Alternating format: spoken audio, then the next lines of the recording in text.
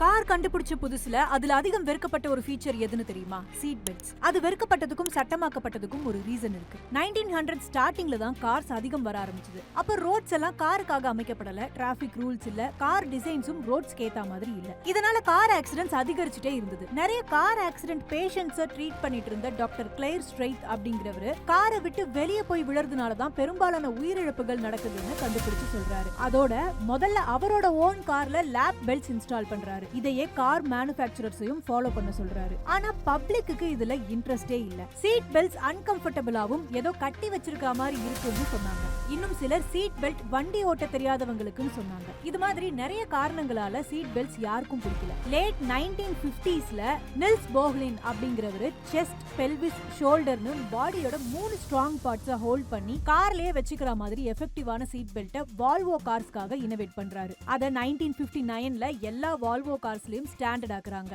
அது மட்டும் இல்ல, இதோட பேட்டன்ட்ட வால்வோ எல்லா கம்பெனிக்கும் ஃப்ரீயா கொடுத்தாங்க. 1960ஸ்ல இருந்து கார் மேனுஃபேக்சரர்ஸ் எல்லாரும் அவங்க கார்ஸ்ல சீட் பெல்ட்ஸ் ஆட் பண்ண ஆரம்பிச்சாங்க. ஆனா இது எப்போ சட்டமாச்சுன்னா, ரால்ஃப் நேடர் அப்படிங்கிற லாயர் 1965ல அன்சேஃப் அட் எனி ஸ்பீட் அப்படின்னு ஒரு புக் எழுதி வெளியிடுறாரு. அதுல கார் மேனுஃபேக்சரர்ஸ் சேஃப்டிக்கு இம்பார்ட்டன்ஸ் கொடுக்காம ஸ்டைல் அண்ட் லக்ஸுரிக்கு மட்டும் இம்பார்ட்டன்ஸ் கொடுக்கறத எக்ஸ்போஸ் பண்ணிருப்பாரு. இந்த புக் பெரிய லெவல்ல பேசப்பட்டு இத பேஸ் பண்ணி 1966ல national traffic and motor vehicle safety act படி சீட் பெல்ட்ஸ் மேண்டேட்டரி யூஎஸ்ல சட்டம் கொண்டு வரப்பட்டது. இதுக்கு அப்புறம் தான் உலகம் முழுக்க கொஞ்சம் கொஞ்சமா இது மாதிரி சட்டம் அமல்படுத்த ஆரம்பிச்சாங்க. நம்ம இந்தியால 1988ல தான் இந்த சட்டம் அமலுக்கு வந்தது. இது என்னதான் சட்டமாக்கப்பட்டாலும் இன்னமும் நிறைய பேருக்கு சீட் பெல்ட்ஸ் போடுறது பிடிக்காது.